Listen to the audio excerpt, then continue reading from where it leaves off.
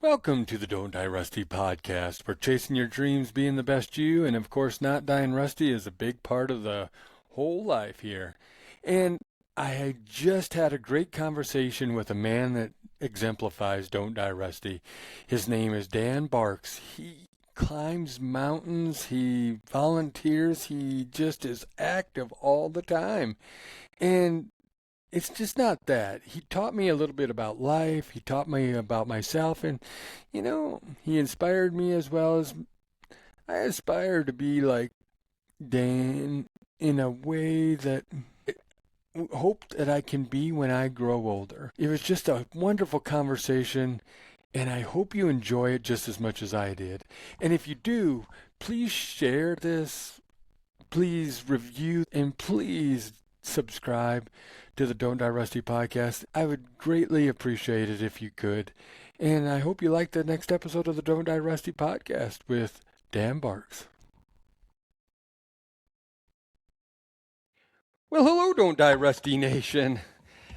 There are times in life that I have a friend, Desi Hoxie, said, I have a friend, Dan Barks. You need to go talk to him. He's a Don't Die Rusty kind of guy. And he climbs mountains, and on his birthday, he climbs mountains in the winter in the Bighorns. And you're 76 years old? I am. And I'm going to let him talk about himself here, but I wanted to say, I want to kind of give a prelude to this here, though, because I get over to his house here, and he starts showing me things, and I thought, I'm going to be talking to a 76-year-old that doesn't die rusty because he's doing this on his birthday. But you know what?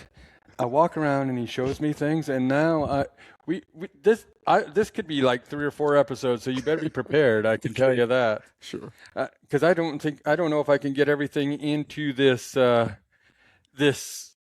episode that I want to, because Dan has been walking around his house. He has done so many things that I am so interested in. It is amazing. So I'm going to say, Dan, can you tell me a little bit about yourself? And we're going to dive into this thing like you wouldn't believe. You bet. I was born in Rifle, Colorado, but we won't go that far back. My grandfather had a ranch in western Colorado, and I grew up on his ranch till I was 6, and then my folks moved away, and from there, and my dad was in mining, and my parents divorced early, and my dad left, and we were really poor. So that's my early life. And when I finally got to high school, I think I was one of those kids that were destined to be voted as the one least likely to succeed. So I wasn't going anywhere. Along came a coach, Del Hessel, and he was a track and field coach, and he started brand new there. He started from scratch a team at Central High School in Grand Junction. I had moved to Grand Junction with my mom and my family at that time, and Coach Hessel took interest. He was a phenomenal coach, still is at age 86. He still coaches elite athletes. Really? He lives in Fort Collins, Colorado. He was a Colorado State head coach and a variety Kentucky other universities after we got him started.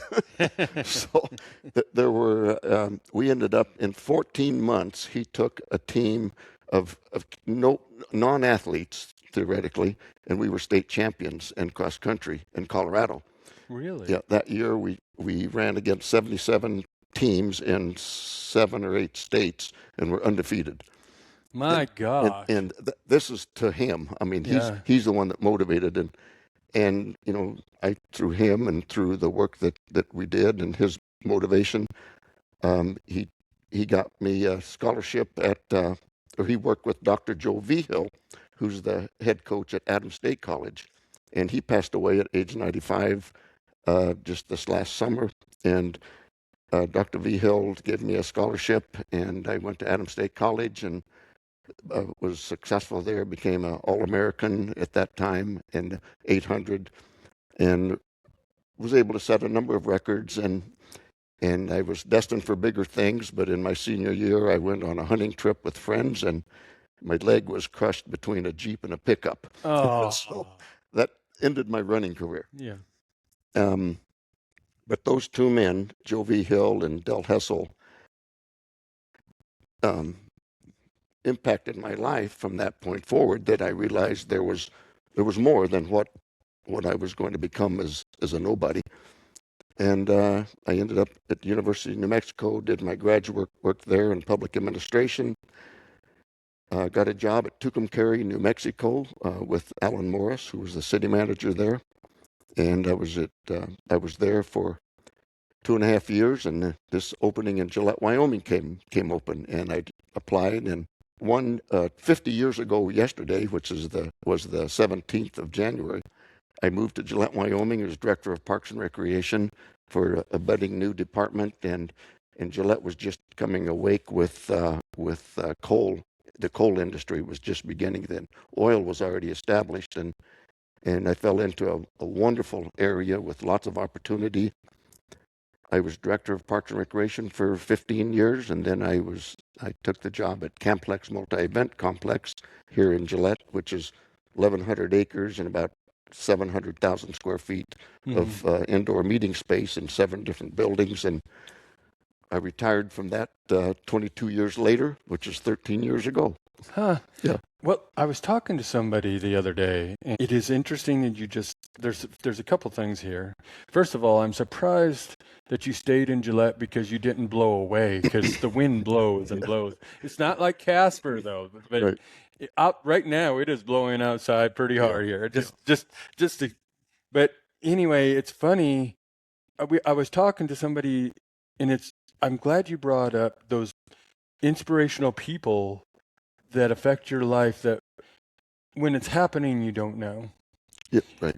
But you can look back on those people that have affected your life and say, thank you. And in some manners, Yeah. by the way you've lived your life. Yeah, I still meet with my high school coach, Del Hessel, in Fort Collins, and when I'm through there, our granddaughter lives there, and I'll go down and visit her, and I'll take him to breakfast every time I'm there still. And Yeah. I love that. Mhm. And we're going to get into the Olympics here a little bit later here, Yeah.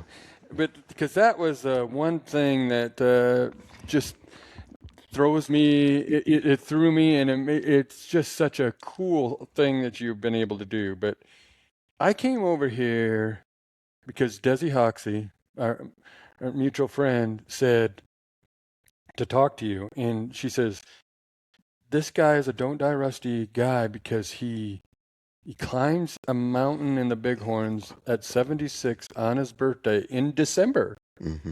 Snowshoe. Snowshoe, but why are you attracted to doing it in December besides your birthday? Um, Simply to prove to myself that I still can. It's I've been doing it for 20 years.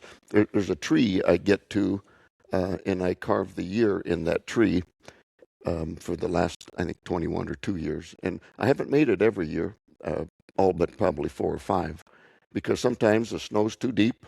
The blizzard comes in the middle of it, or and I just don't have the oomph to get there. Yeah. But it's about an 11-hour round trip snowshoeing. I take my side by side, and I get on the Forest Service trail there and start snowshoeing, and it takes me probably 5 hours to get to this point, and then it'll take 4 to get back. In the meantime, I'll have lunch, and I usually don't get back till about 3 hours after dark, and that keeps a lot of my friends from wanting to go with me. but it's that's I do it because I can. I pick up my workouts a couple of months prior to get myself in better condition, and most of the time I make it. Well, you might have a friend that wants to go along with you next year, or this year, actually. Now it's not next year, Right, right. because those are the kinds of things I like to do, is Yeah. challenge myself and see what I can do. And I sometimes we hike in the summer and it's not as challenging because sometimes you don't feel like you're testing yourself to all your capabilities like a winter hike does. But yeah, the preparation is very different for Yes. obvious reasons. I when I go, I'll take a pack, probably 20, 25 pounds, including water, and I put it on a sled to drag the sled because that's the weight that anybody snowshoed, you know, that you sink into the snow, and the more weight you have, the farther you sink, which makes it more difficult to snowshoe, obviously. Yeah. And so the weight is back on the sled, and then on the way back, the sled follows you right down the mountain. You don't have to carry it or pull it. Well, now I'm learning something new every day too. So Yeah, that's interesting. sure. So because you showed me all your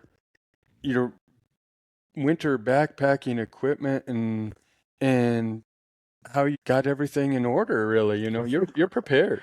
Yeah, I, that's the key to survival. I don't want to die up there. Yeah. And in the winter, that's a real possibility. Yeah. There's a lot of things that can happen. So I want to be totally prepared. And that's another thing that people don't really realize too, is that because you're challenging yourself and you're doing difficult things and there's a possibility of dying, doesn't mean you want to die. It's that you're challenging yourself. Yeah, no. People say, so and so died climbing a mountain doing what he loves to do. I think, no, he died. That's it. Exactly. Yeah. And, and it's just I just love that part of the thought, and I hope you give me a call here after this conversation, and like I said, we'll probably have a few more here, but I keep me in mind for this year's hike. Okay.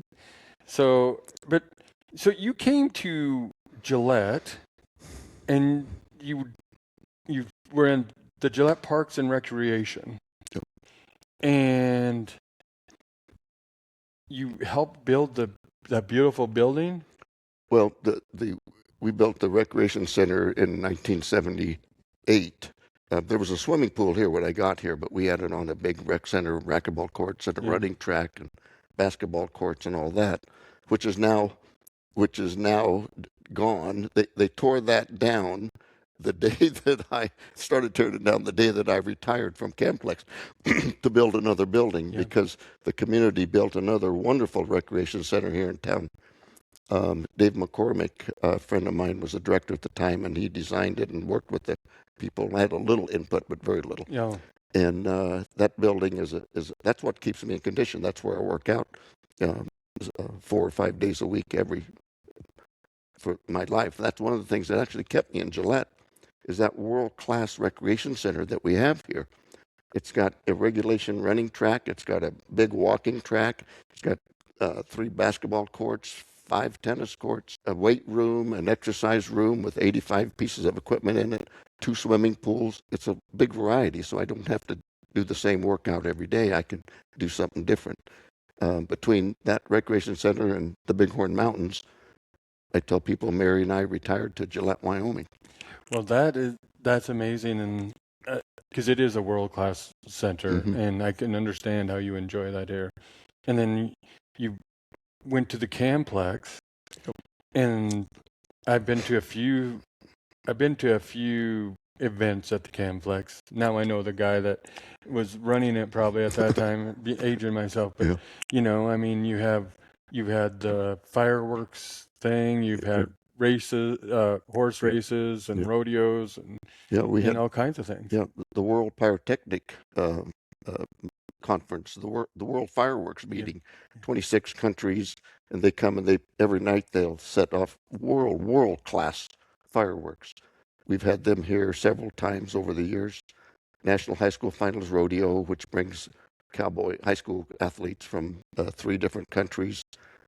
World skydiving, some of the huge RV rallies, as well as the local dance troops. I mean, everything local, banquets, fundraising banquets, school programs. There's a wonderful indoor theater there. So it uh, it was a tremendous facility for this community, an asset for quality of life in Gillette, Wyoming.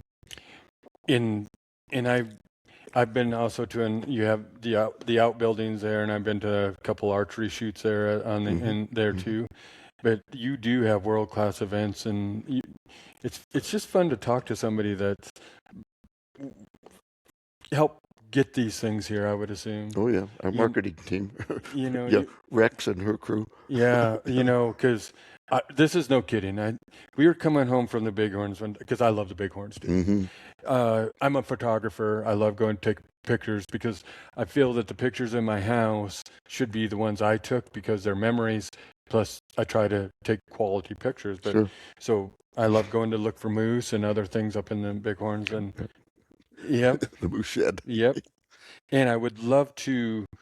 We were coming back from the Bighorns, my wife and I, and we saw the fireworks from the distance Mm. when you had the pyrotechnic thing. Oh yeah. So we drove up, and all of a sudden there was a kaboom, and it was just amazing, some of the stuff. So we pulled over and came up and watched it, and that was a wonderful, wonderful night that we got to experience that. Yeah. The fireworks you see is actually many of the companies. Excuse me, I have a rough throat today. That compete, and each one of them has a part of that fireworks show. So anybody that's able to see that actually are seeing ultra world class first time shells, number of shells, loud shells, big shells. The biggest one they've ever shot off was 36 inches. Yeah, think about that. Yeah. And there was only one. Yeah. And it was a flop, as it turned out. Yeah. It didn't do well. So now I want to get back. I wanted to get back to that because I didn't want to let it go of what you've done here in Gillette. But how do you train as a 76-year-old? Well, I started in high school, and that's kind of the truth. I hadn't thought about it until you asked that question. I started running when I was 17 with Coach Hessel, and I honestly have never stopped. I ran until probably 20 years ago when my knees said, let's stop running. So I did. I minded them. And now I do my cardio on machines at the recreation center. And it's always been a lifestyle, but I've always done it so that I can do the fun things I want to do in the Bighorn Mountains. You know, you don't climb those peaks by getting up from the couch and saying, I'm going to go climb Pike, or I've climbed Pikes Peak, Yeah. Cloud Peak, just by saying, I'm going to go do that. You got to be ready physically. And I soloed Cloud Peak when I was 67, which I don't recommend soloing, but I do most of my stuff solo. A lot of the reason is because my friends of my age are not able to go. When I do get a friend to go, they're most of my friends that I go with now are in their 40s or 50s, so that then I can have company. Anyway, the answer, I guess, is that I have always stayed in shape so that I could do what I enjoy doing, and what I enjoy doing seems to be at high altitude. And I work out 4 or 5 times a week. For an hour. I do a weight training portion, a lot of cardio. It's interesting you say you do a lot of things solo because I do too, because it's hard in this day and age to find find people that want to go do that. I mean, even at my age, they're sitting on the couch, they'd be watching the football game and eating chips and whatever else, and they look out the window and say, why are you doing it? Who's chasing you up that mountain is more or less or whatever. But I love that because here's what I say, I'll invite you. And if you say no, I'm still going to go do it. Yeah. Yeah. But I was fortunate in my jobs that I raised our children early in life. My jobs allowed me some time to go work out and do that. There's many of the people, hard workers, if you're working a 12-hour shift in the oil field or at the coal mine, and you come home, you don't feel like going to work out. I understand that, and it makes perfect sense. I was fortunate enough to have and make the time to get in and stay in shape most of my life. Yeah, and that I agree with you there. It's one of those things. It's the choices in life that we make, and the fields we have decided to work at, and stuff like that. But I look at you. My dad's 82, and he walks 2 to 4 miles every day, and gets up in the morning, goes and does that. And I look at the quality of life, not only body-wise, but brain-wise too. Sure. Because if you're out in the fresh air, you're moving your body, you're using your brain. That's where the don't die rusty part comes in, because Yeah. you're not rusting anywhere. Yeah, your cognitive ability is important in city life, and it's also very important there because you you're aware. You have to be aware of what's going on around you. Uh, yeah, so sharp mind is important. And something on that issue of fitness, if you will. I taught a class at our local college, health and wellness, and so I bought the textbook that I had the class use, and I learned something in that even after all these years. This was 15 years ago, maybe. Um, they made the point, and I agree with it, that at age 40, 50, 60, and on up, you don't have to work out at a cardio level of a maximum heart rate to be fit and to maintain good health. Just because I do that, because of what I want to do, it points out that just getting out and walking, if you walk and do a little bit of cardio, it gets you to a level just below the guy that's out there doing an hour worth of high-end cardio. So, people don't have to do what we like to do or what I do. They just have to get out and get some exercise, walk outside, find a hill to walk up, that type of stuff. And it increases your level of fitness, which improves your health. It's a health point is I'm trying to make is you don't have to run 10 miles a day to be healthy. But you have to commit to several days a week of being active. Yep. And that's going to get you to a level, maybe you can't climb Cloud Peak, but you don't want to do that anyway, the majority of people, but they want to live long. Well, if you want to live long, you've got to work, keep your heart active and keep your mind active. And I learned that in this class that I was teaching. So, But you're not just living long though. This is I've done this before. It's not, because I know people that want to live long, but they don't want to live good. They aren't living good. yeah, that's a point that I want to talk about. Yeah. Is living healthy is different than living long. Yep. I mean, longevity, people think the definition of longevity is living to a ripe old age. I don't agree with that. I think longevity is living to a ripe old age and being healthy and living healthy in the process. Otherwise, you're aging on the couch or you're aging at the pool hall or whatever, rather than aging with activity. Well, I agree with you, because I'm one of those people that certainly I have preached this for so long about living a quality life, living like I said, how many, and this is nothing against like a old folks home or whatever you want to call it. This is about living I never want to be in one of those myself.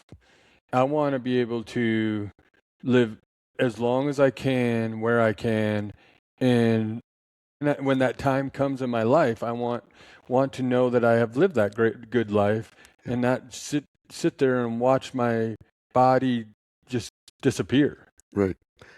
I'm reading a book right now that is exactly this conversation. It's Dr. Peter Attia, and the book is Outlive. And I recommend it to anybody that has an interest in this type of a subject. Uh, as I'm reading through there, I'm thinking, that's I did that. I did that. I did that. That happens to be what he and I both believe. But the discussion in that book is to be active throughout your life, so that when you do age, you age comfortably. You don't have bad health. You don't have all these problems that elderly people have. I really think it's a quality book that I buy into literally 100%. And it's Dr. Peter Attia, Outlive: Yeah. The Science and Art of Longevity. Right. Longevity. Right. It's and I read a lot of stuff on fitness because that's my lifestyle. But he nails it. And so anyway, Well, here's another good thing then, because I love these kind of books. So I just yeah, have another book that I'm going to yeah, have to buy. right. So and here's the one dear. Then I forgot to write it down, but here's the things that have changed my life, and you can tell me. Last year, I was. I don't know. I got into a funk. If they've listened to any episodes before, I got into a funk. I didn't know what it was. It's kind of a mental, physical thing. But I went and saw a functional doctor, and I started eating differently. I mean, I'm still an 80-20 because I love ice cream. Sorry. Me too. I have to go have it. I mean, but if it's not in the house, if I go get it, then it's not like, because if there's a gallon of ice cream in the house, it's going to be 8 in a week. I can tell you that. A But week. It's a long time. but it's funny how I just eat a little bit differently, but doing that stuff, getting up, I listen to Huberman and Hyman at podcasts and learn to. I mean, I love I'm up at 4:55 in the morning. I go for a long 2 or 3 mile walk. Sometimes like when I have time. Right now, you don't see the sunrise, so me getting up and doing that and coming to work, there's no need to do it because I don't see a sunrise because I love sunrises. But um, I feel so much better mentally, physically, and my energy level is so much different. You Yeah. know, But it has to become a lifestyle. You can't do it once a week, or say, which my New Year's resolution, I'm going to do this. And I see a lot of people at the recreation center that I don't normally see in January, but by February they're not there. yep. And a lot of that is because people set their goal too high for their base where they're starting. They go, I'm going to go in and I'm going to run 30 minutes every day. If you've never run before, you're not going to last a week and go, well, maybe I don't want to do this. You need to set the goals lower and then grow from there. Walk 30 minutes a day for a month, and then if you think you can jog a little. But don't jump into it like most people do, and then their resolution is done by the end of the month. No, and my wife, she kind of laughs at me, but I mean, like a walk this morning in the wind or the Yeah, cold or whatever, it makes me feel alive. yeah.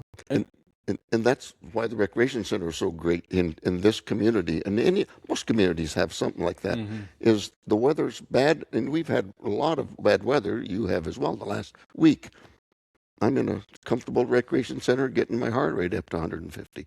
And I have to walk from the parking lot in, but I can survive that. Well, I have to admit, if Spearfish had the facility you had, I would be there Hmm. every day, just Hmm. about. Yeah, If I wasn't outside doing something, because I agree with you. That recreation center is yeah. unbelievable. It adds to the quality of life individually as well as for the entire community. Yes, and does your wife go? Oh, yes. Because she was so fun to talk to before Yeah, and if we have another conversation, I might have to add her in here because it's so fun to have yeah, a conversation with wives too, because they seem to bring out other things in yeah, life that we don't talk about. yeah, yeah, yeah. Well, in reality, Mary's one of my assets because she understands this drive that I have. She never stands in the way. A lot of it scares her, and she Hmm. worries, but which is okay. But she's like, I'm not going to say she allows me because that's not at all what it Yep. is. But she doesn't. She understands that for some reason this lifestyle feeds me, and she's good with it. Well, that's my wife. Because she'll say, I'm. The other day it was, what was it, 1 degree or 0 degrees, and it felt like minus 11 or 12, and I'm out there going, and I've climbed Crow Peak in that type of weather, and she says, I worry about you, but I know you need this, and there's other things. It's interesting that how our wives understand that. Like, I've talked about this before, but like whenever I go through a traumatic experience or I go through a place where I need to think, my wife says, you need to get on that mountain and you need to go, because it cleanses you. besides body, and it cleanses you body and mind, and it fills your soul up, and you can usually when I come back from those experiences, I have more energy for her to go do things, and then I have I've usually tried or gotten closer to figure out what I needed to do. It improves your quality of life. Mm-hmm. I mean, it's that simple. And for our wives to understand that that's part of us, Mm-hmm. and that it's some of it's adventure, some of it's just something you need to do. A lot of it's adventure. It is. We have to admit that. Yeah. Because I do believe if we don't challenge ourselves, all we do is grow stagnant. And I don't want to be stagnant. No. Longevity. Live long, but live healthy. An interesting life. We just talked about that, but I'm going. You have in here, don't retire unless you have learned how to play. Yeah. I tell my friends, I've got a couple of friends that have retired, and they hate it because they never learned how to play, whether it's hiking the mountain or outdoors or woodworking or golfing, but so many people work a hard life and they're dedicated to their family but in the process they've neglected themselves. Then you get to be 60 and everybody's gone and you retire and you don't know what to do with yourself.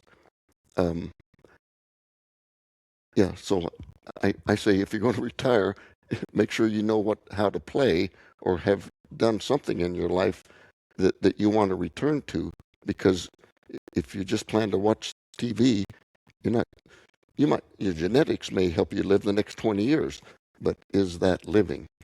I agree with you. And, I know a lot of people, especially coming from a ranching community, that when they retire, say they move to town, the kids stay out on the ranch or whatever, unless they feel like they are important or doing something, it's not long before they're gone. That's right. Because you have to feel an importance too. You have to feel like you're doing something valuable in this life, and in not just for the people around you, but for yourself. And that's where, I like that you're driving forward for you also, but it also helps your relationship. Well, yeah, with the entire family, I get to watch my granddaughters grow. I get to participate with them. In fact, they kid me I challenge them physically when we go to the mountains, and at age 18 and 27, I still have to look back and wait for them. So, but they understand it. They know what it takes. And that's interesting because to have your grandkids go with you and to enjoy their time with them too. Because this is and this is honest. At 70, at your age, at that old age. But at your age, you're able to enjoy your grandkids. Oh yeah. How many people at 76 would not be able to do anything with their grandkids like that in an active sense? Yeah, I take them hiking and camping in the summer, and they still enjoy it. So that is amazing. I'm hoping that I'm there when I get that age. I'm turning 58 here in a little over probably a month and a half. But here's what I said. I never want to slow down in that aspect ever. Yeah. So anyway, I like you said pursue your goals that stretch you. Yeah. And the mountains have you've went on more adventures though than the Bighorns. You just were telling me you climbed Everest Base Camp. Yeah, that was in 2019, and then we came back, and 3 weeks later, Mary and I were floating the Grand Canyon, so the Colorado River and the Grand Canyon. So the point is, reach out there and do things that most people love to do but never get the chance. And there's an expense involved, but honestly, neither one of those trips were overly expensive. You would think Nepal is, but um, it wasn't, because trekking, you sleep in tents or a $10 a night tea house, so it's not that expensive. And that's way it's funny, but that's way I travel too nowadays. Is I have a tent, I have things. You know how much money? How you like? I like it. It's expensive, but and you don't mean money. Let's delve into that quick, and then I want to delve into other things. Yeah, and my granddaughters have heard this all of their life. I, I'll tell them that, like the snowshoe trip that I take, this one in December, I tell them it's a very expensive trip, and I don't mean money. And so, what is the cost of that trip? Well, it's preparing for months in advance, and especially the 2 months prior. It's getting everything together, and then it's fighting the weather and fighting extreme fatigue. In 11 hours, anybody that's snowshoed knows that 1 hour snowshoeing is a killer. Um, this trip exhausts me. It takes me 2 or 3 days to recover, and that's what I mean by expensive. You got to be willing to pay that price, and it's not money. Make my trip to the mountain for that day. Well, I've got $30 in gas and some water and lunch, and that's my expense financially. But it takes months to be able to do that. So, I'm friends with Emily Hoggood. She's a world-class ultra runner, and when I went out to Western States last year, I learned a lot about how she fuels herself in that race. And I didn't understand the fueling. My my adventures, I didn't understand that you need to keep. I was eating or drinking when I was mostly felt like I was getting thirsty or hungry, and by that time it's too late. Yeah, the term feeding actually was created by the Swedish and the Finland athletes, biathletes in the winter, snowshoeing and shooting. And they studied that, and they feed. And I read that, and I'm thinking, that's what I need to do, and I do it.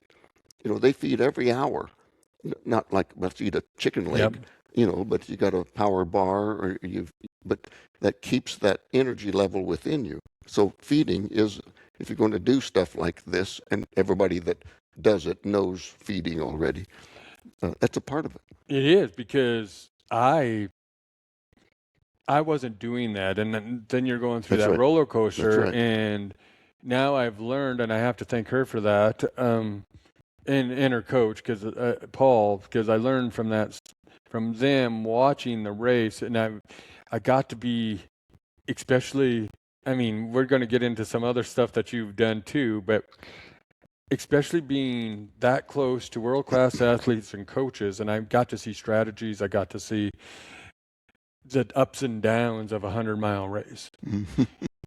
And then I started putting that in perspective with me.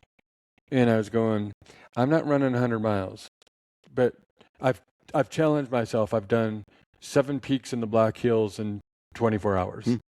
And it ends up being about roughly in that 50-mile range.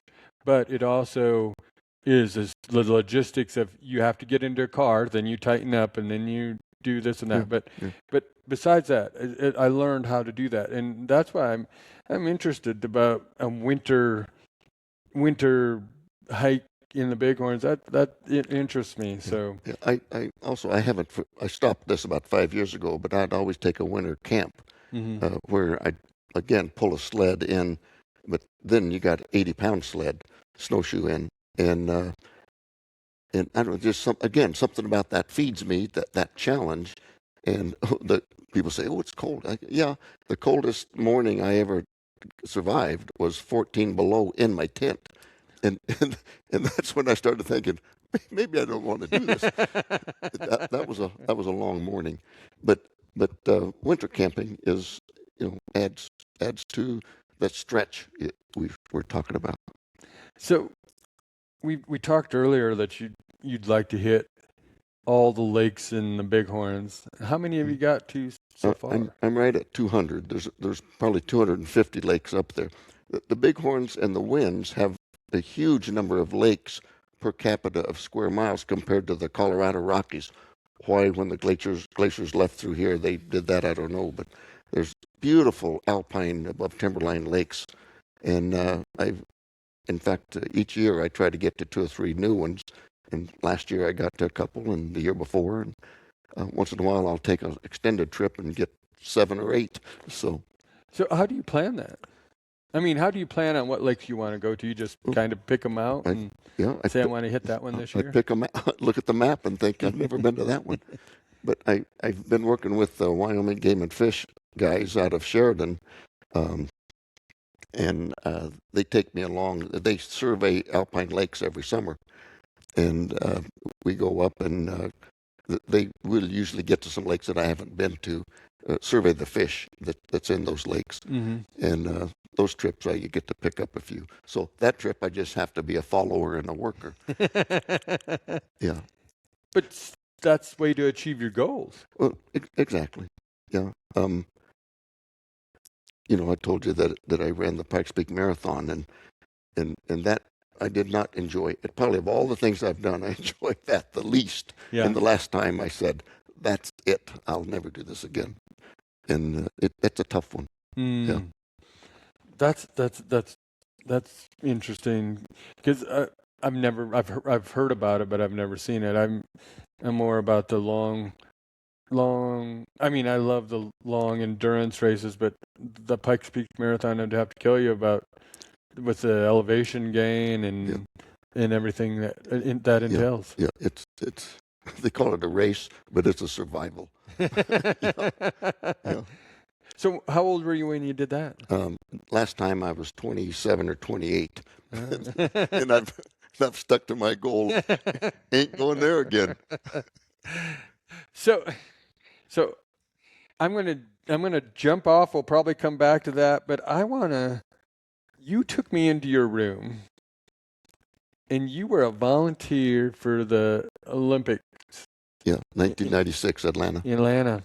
And you showed me so many things, and then you showed me how first of all, how do you get to volunteer for the Olympics? Yeah. Well, this is a story of perseverance. It takes perseverance to climb a mountain, but it also took perseverance to stay with that. So my wife is from Atlanta. Her family lives there, and room and board was going to be no problem at all, a place to stay. So I sent in an application to be a volunteer.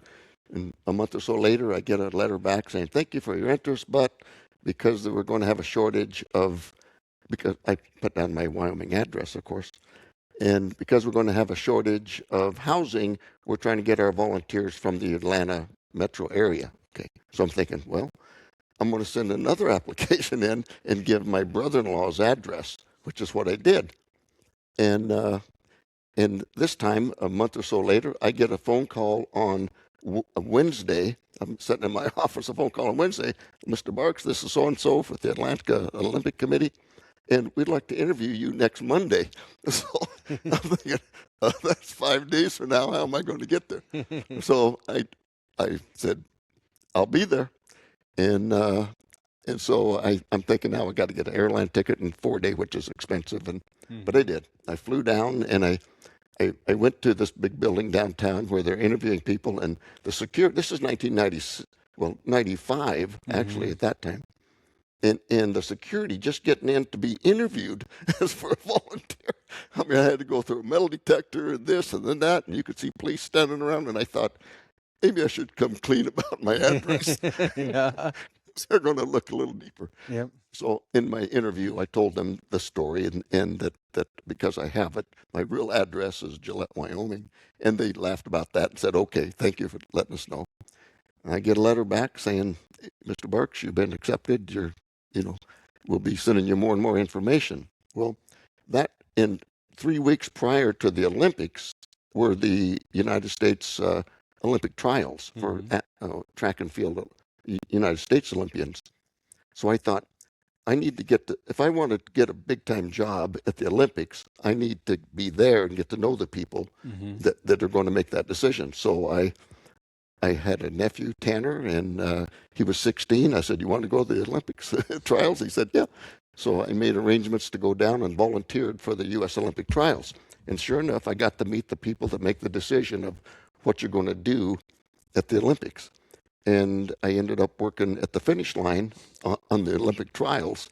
And so when I went back 3 weeks later, I I got the finish line assignment for the World Olympics. And there I am on the finish line watching all these.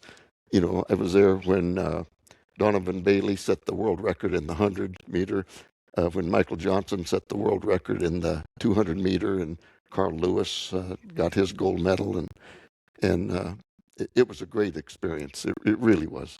I believe that. And then you were showing me pictures and you said, that's me. I went, to be there, to be able to see that stuff would have been just amazing. It was.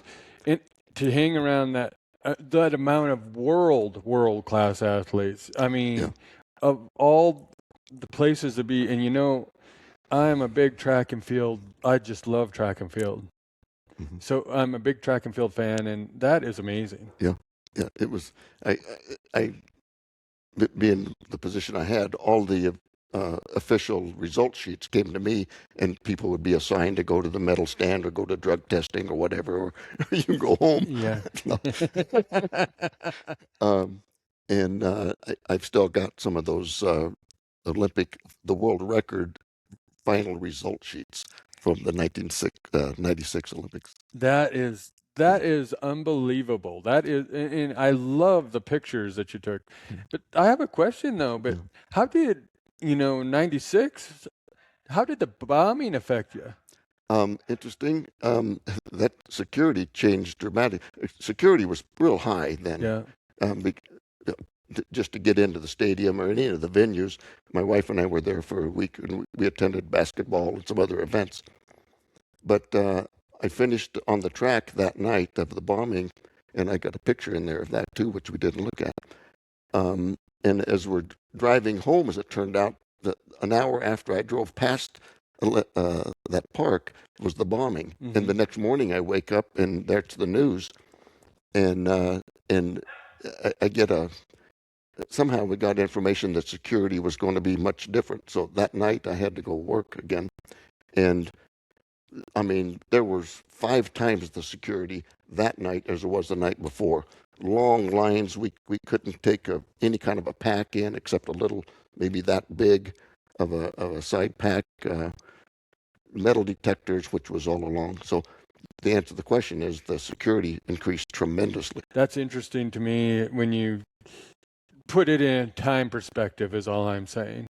And then, because when I was younger, I didn't realize how far Salt Lake truly isn't that far.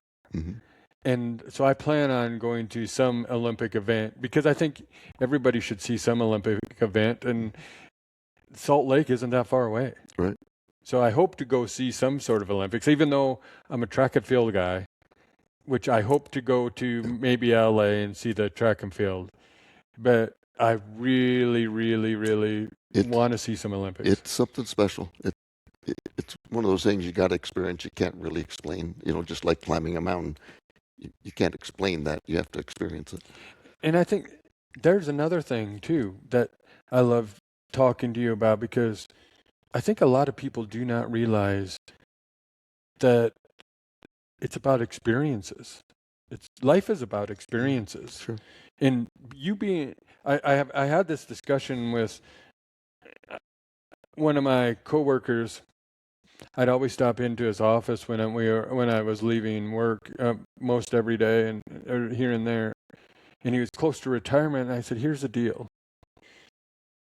If you don't go do things now, you never will.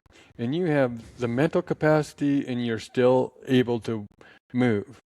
And he was 72, I think. And I said, you need to go do something with your daughters while you still can. Yeah. And it's about experiences. I said, you can, just because you leave them something doesn't mean that they get you. They need to have the memories. Yeah. And when I talk about my granddaughters, they don't know this, but they will if they hear this now. Yeah.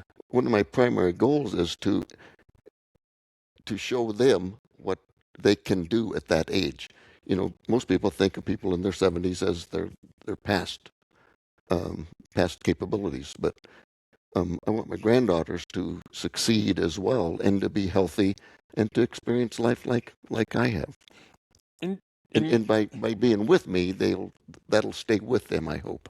Well, here's what I see, because you had those two men, your coaches, that impacted you, Mm-hmm.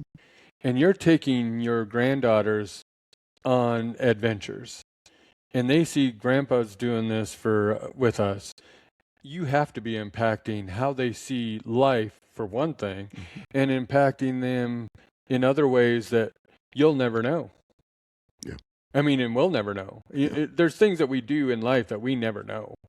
But when you get to see your granddaughters go do things, and they might not even know that they impacted you until they realize that stuff. Like when I was a high school age kid, I didn't realize how much my parents impacted me. And then you get to your 30s, and because I'm saying you're still probably young and kind of not thinking about things in your 20s, but you get to your 30s and 40s and you go, I wish I would have said thank you a long time ago.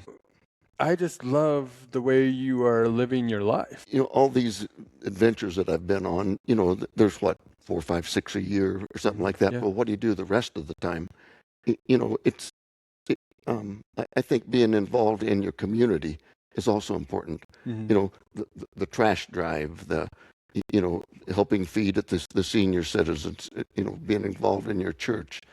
Those are the things that you do in the meantime that you do from your town, from your home. That's still a part of being involved, staying active. I was fortunate enough to serve on the city council here for a few years, and in a number of state boards and an advisory capacity, stuff like that, because of the stuff I've done. It's important, I think, to be involved in the community. Run for office if you think you have that ability, and most people prefer not to do that because of the static you get if you run for office. But there's volunteer work everywhere that gets you out of the house, and maybe that's what you choose to do in your retirement. I want to be a community volunteer. The point is that these adventures that we go on, they're temporary. 1 week, 2 weeks in Nepal was 3 weeks, but a trip to the mountain is 1 day, but sometimes a backpack trip is a week. But this is continual, that can keep you fed by being active in the community. So I really do. I believe that's a strong part of who we should be. You don't have to climb Pikes Peak. Yeah. Maybe that's beyond your capability, but it sure heck isn't above your capability to go serve food to somebody or be active in the church or go pick up trash. Well, if you listen to any of those, like I said, Hyman or any of the others that I've listened to about mind, it's also shows being social. Exactly. And you can go do those things. We have to be social also to have our mind, because if we don't have other people to challenge our thinking or give us, like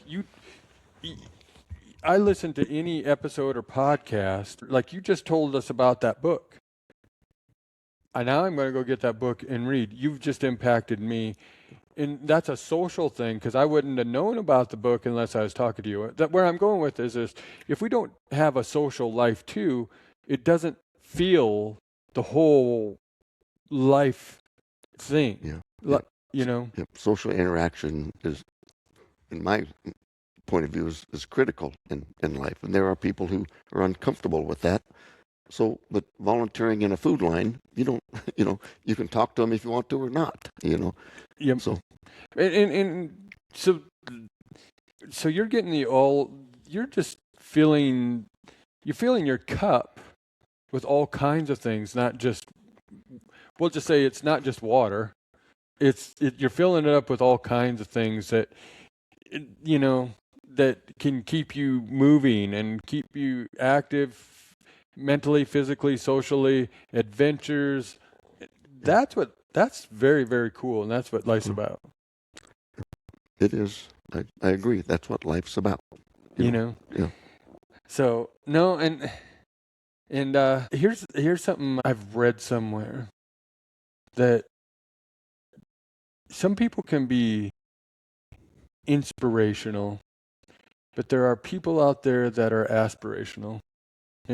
And what I'm talking about that is, when you have people that aspire to try to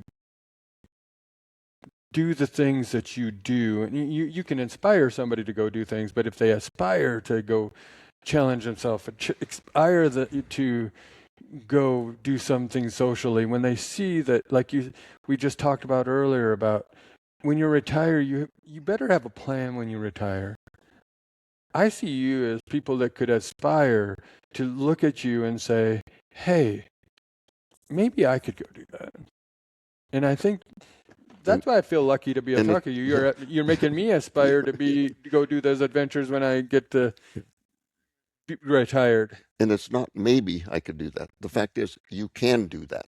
Yeah. You just have to make the decision to get up and go run for half an hour, or get up and go volunteer. Everybody reads what's going on in the community, or you should. Get up and go volunteer. Help somewhere. And maybe that's more to the point, is we feel better as a human when we help people. Sure. I think we do. Well, I talk about feeding me. Yeah. Climb a mountain feeds me. When I come home after attending a meeting and making a comment or two that helps somebody, or going to do a community trash pickup, I do. I feel as good about myself then as I do when I get back from a mountain trip. I'm serious. Well, I believe that, because it's funny that you say that, because sometimes when we talk, we don't think about this stuff, but I agree with you. Like, if I see somebody along the road that needs to help changing a tire, we'll just say, and you change the tire. When I've had this happen, actually, and I was driving home in this, I was like on the interstate, and I saw these people having trouble, and turned around and came up behind him, and he had just had surgery. And they were probably early 70s, we'll say, and I changed the tire for him. And first of all, they said, "What do I owe you?" I said, "Just have a great night." Right. And when you can drive away from that and feel full, and I don't know if I've told that to many people, but that's what fills my soul, is saying, you just help somebody out. Exactly. And that's the same way with community, church, or whatever. When you can say those things, like you said, like if you say a few sentences and you've inspired somebody to be good or better, that's what it's all about. Yep, I agree. So we're at an hour now, and I just want to, and I know you need to get to going here, so I'm going to ask one final question. Well, I'm going to ask you two questions. The question I'm going to ask before my final question is... The pre-final question. The pre-final question is, can we have another conversation sometime? Of course. And my last question that I always ask all my guests is what's the good life to Dan Barks? Being healthy. Yeah, aging with health. Well, that's... Yeah. Maybe it's that simple. I hadn't thought about it. You asked the question, that's what came to my mind. I've been very fortunate in my life, thanks to early motivating influences in it. I've taken advantage of a number of great opportunities, but now I'm retired, and now I know I'm aging. I tell people, we're not promised tomorrow. I say, yes, we'll have another conversation. I hope. Yep. You could have an accident driving home today. I could have an accident traveling where we're going to travel today. We're not promised tomorrow. No. But the good life is living into age healthily, Well, I like with health. Well, I believe that too. Now, So, okay, now and and in relationships, yeah. I love my granddaughters like crazy, and they know it. Mm. But I still remind them every time. And I have two lovely daughters as well. Uh, yeah, relationships are a part of the good life. Well, I have to. I agree with you because I remind my wife every day, and how important she is to me. I remind, and I think people. It's not that I want to anything out of it. I just think when you say those kind of things and you remind them, then it's one of those things that stays in the mind. It's also, you mentioned your wife. You met my wife, Yep. so you know why I'm happy. No, I hear Yeah, you. yeah. She's a wonderful woman. I Yep. mean, and experiences on her own. She made herself. It was, um, having her in my life really helps me age well as well. I believe that because here's what I think. When you have an independent, if Mhm. you have your independent lives, but you are together, is what Mhm. I'm saying. When there's trust there, Yep. when there is when you have a full relationship, we'll just say that makes a full life. You bet it does. Yeah. So, Yep. well, I truly appreciate you letting me come over and have this conversation, and I look forward to another one because I think there will be, and you keep me in mind this fall, this winter about that hike because Well, you might have one to. you need to start working out now. I know. So I'm not worried about that working out part. I'll get that one done because I enjoy that stuff. But no, keep that one in mind, Okay. and I look forward to more conversations. Yep. Yeah. Thank you. Yeah. Rick, you're very welcome. Yeah. I truly appreciate it. Thanks for coming over here. Thank you, Dan, and don't die rusty, nation. Keep chasing your dreams, being the best you, Yep. and don't die rusty. I want to thank you for listening to this episode of the Don't Die Rusty podcast. And if you would be so kind to give us a review, a like, a share, and a subscribe, that'd be wonderful, and I would greatly appreciate it. And if you would like to follow us on Facebook, we're at Don't Die Rusty. If you'd like to follow us on Instagram, it's at Don't Die Rusty.